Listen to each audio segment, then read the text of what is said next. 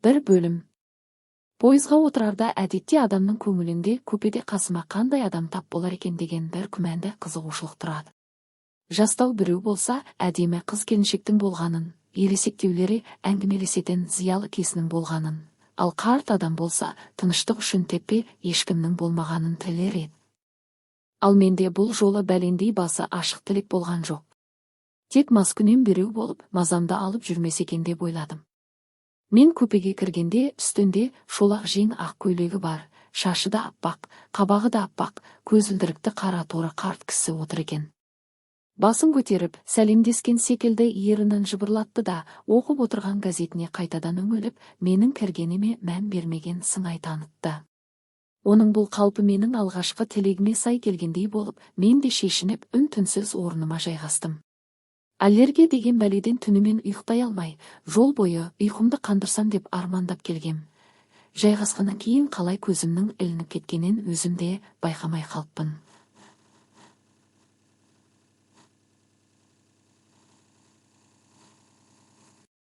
Тынысым тарлыңқырап оянып кеттім. Аллергияға қарсы қолданып жүрген дәрім бар еді. Көршімнен ыңғайсызданып отырсам да, төсекте жатқан күйімде басымды төмен жіберіп, мұрныма дәрі тамыздым.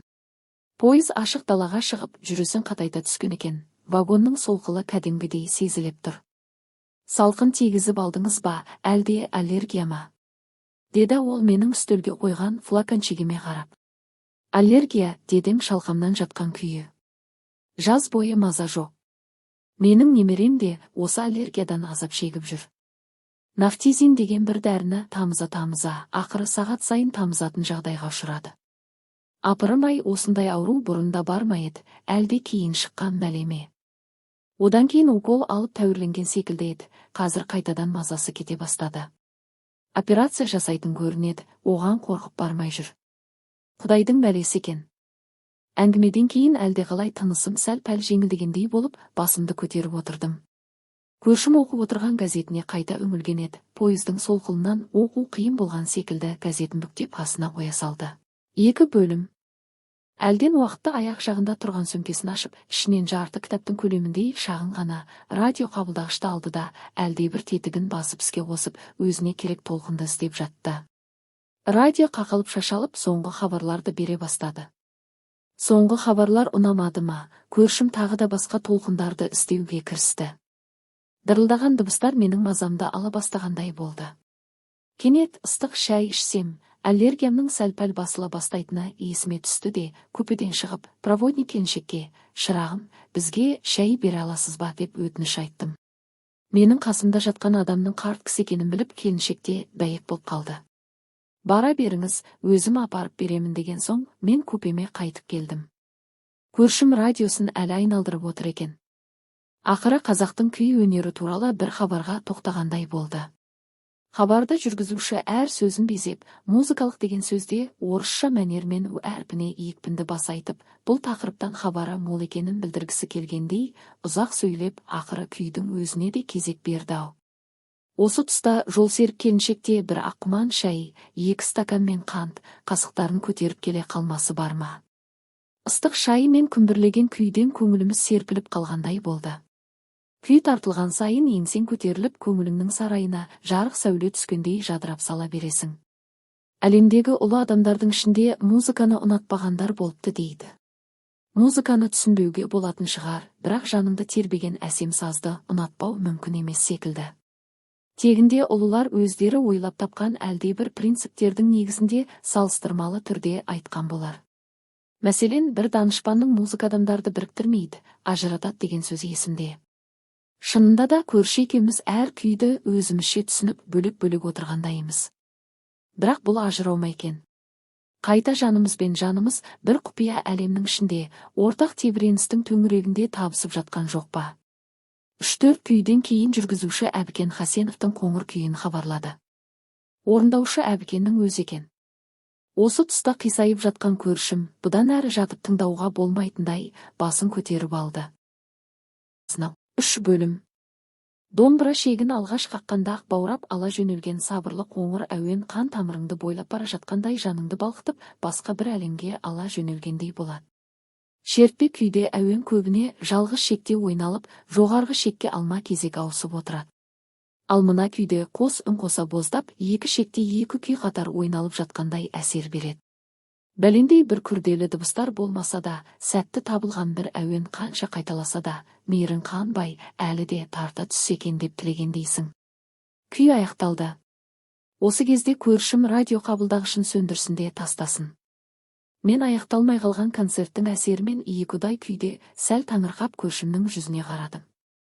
Көршім маған мән бермей, төсегіне қисайып төбеге қарап, үнсіз жатыр. Күйдің әсерінен айыға алмай жатыр ма екен деп ойлап қоямын. Әлден уақытта басын көтерді. Сосын күрсінді. Содан кейін маған көзілдірігінің үстінен қарап. Адам қамыққанда, жабыққанда күрсінеді деді, өзін-өзі қоштағандай басын болмашы изеп, ал күрсінуді музыка тілімен жеткізе білген адамға қалай таң қалмассың. Осы күйге күрсіну деп екінші ат берсе де болар еді. Мен келісетінімді білдіріп басымды изедім. Осы бір күйден өзімнің тағдырымды көргендей боламда тұрам деді, көршім әлдене есіне түскендей, төмен қарап ойланып.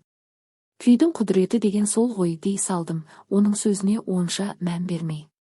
Ал енді мен сізге бір қызық айтайын деді, ол менің сөзімді естімеген адамдай, мен осы күйдің шығу тарихының куәсі болдым. Сол кезде барып елең етіп көршімнің жүзіне қарадым. Қалай куәсі болуы мүмкін, әлде әбкеннің жақын туыстарының бірі ме екен? Әлде музыка саласында қызмет істеген біреу ме екен? Көршім жоқ, таппадың деген адамша басын шайқап, сәл ойланып отырды да. Ол кісімен бетпе-бет кездескен адам емеспін деді, осынысына өзі де қайран қалатындай бір үнмен бетіме аңырая қарап. Апыр-ай, дедім мен де таңырқағанымды білдіріп әрі елігіп. Сонда қалай куәсі болып жүрсіз? Иә, одан бері не заман. Көршім қанша уақыт өткенін іштей санағандай тағы да үнсіз ойланып отыр. Сіздер ол кезді көрмеген де шығарсыздар. 2-4 бөлім. Нешінші жылғысыз? 42-ші жылғымын. Ой бұ! Деп күтпеген оқиғаның үстіне шыққандай көзін жұмып күліп жіберді. Тіпті беріде туған балалар екенсіңдер ғой. Менің беріде туғаным ұнап қалды ма? Көршім сәл көңілденіп ашыла түскендей болды. Ол бір қиын кез болатын, шырағым. Көрмегенің дұрыста болған шығар. Біз өзі Совет өкіметі орнамай тұрғанда қуғын көрген отбасы едік. Әкем елге ерке сал серлеу болып қарап жүрмей, болыспен айтысып, ол аз болғандай, орыстың ұлықтарымен шармайласып, ақыры сотталатын болған соң, омбыға барып паналаған. Мен сол жақта жүріп, аздап орыс мектебінде оқып, шала қазақтау болып жүрген кездерім де бар. Совет өкіметі орнағаннан кейін ол жақта да қуғын сүргін көп болды. Аздаға малымыз болатын, кулак деген тізімге ілігіп, 29 жылы қайтадан Қазақстанға қашайық. Атанамыздың қайтыс болған кезі, мен үйленгенмін, 2 ұл, 2 қызым бар. Елдегі жағдай Ресейден де жаман болып шықты. Коллективтендіру деген бәленің жүріп жатқан кезі ғой. Шолақ белсенділер ойына не келсе, соны істейді. Артельге тапсыратын малымды сойдың деп мені түрмеге қамады. 1 жыл шамасында босап шықтым. Бұл аштықтың басталған кезі. Ауылыма келсем, ел босып кеткен. Әйелім, балаларым бәрі аштан өліпті, көршім осы тұста жыламауға тырысқан адамдай қабағын түйіп, тістеніп біршама отырды. Содан кейін, халық жусап қалды ғой деп үлкен қасіретпен өзін жұбатқандай болып, әңгімесін жалғады. Жұрттың бәрі шамасы жеткенше қалаға жетуге тырысып жатыр. Мен де сүйретіліп жүріп, әркімге бірлесіп Алматыға бет алдым. Әйтеуір Астана болған соң, өлтірмес дейтін секілдімін. Қаңғыған аш-жалаңаштардың ішінен Қойшыбек атты 17-18 дер шамасындағы бір жігіт маған серік болды. Ашта қамап өлтіргелі жатқан жерінен аман алып қалып ем. Адам етін жейтіндер шықты ғой, Құдай сақтасын. Әлгі жігіт Торғай жағынан екен. Әңгімесіне қарағанда, өкімет басында жүргендердің бірі мұның әкесінің жақын нағашысы көрінеді. Соған жетсек аман қалармыз деп әкесі екеуі жолға шыққан, әкесі жолда қайтыс болыпты. 3 бөлім. Домбыра 5 бөлім. Сонымен екеуміз бір-бірімізге серік болып, пойызға жетіп, пойыздың төбесіне отырып, әйтеуір өлмеген қу жанды сүйретіп Алматыға жеттік. Вокзалға түнейміз. Күндіз базарға барып, ұрлық жасаймыз. Енді не істейміз, өліп бара жатсақ? Ақыры бір күні қолға түсіп қалып, милиционерлер екеумізді көкала қойдай қылып сабасын. Әйтеуір жапқан жоқ, қоя берді. Жапқанда бізді не істейді, беретін тамағы жоқ. Қорлыққа да, зорлыққа да етіміз үйренген, тірі қалсақ дегеннен басқа мақсатта, арманда жоқ. Ал енді Қойшыбектің әкемнің нағашысы деп жүргені кім дейсіз ғой? Әліби Жанкелден болып шықты. Көршім осы тұста қалай таң қалар екен дегендей көзілдірігін алып, менің жүзіме аңтарыла қарап біраз тұрды. Содан күнде үкімет үйінің қасына келіп, әлгі кісінің жолын тосамыз. Ішіне кіргізбейді. Аңдыған алмай қоймас деген, бір күні үкімет үйінен әудем жерде тротуармен келе жатқан әлгі кісіні көріп қалайық. Қойшыбекті итермелеп, тәуекел бар енді деп қоямын.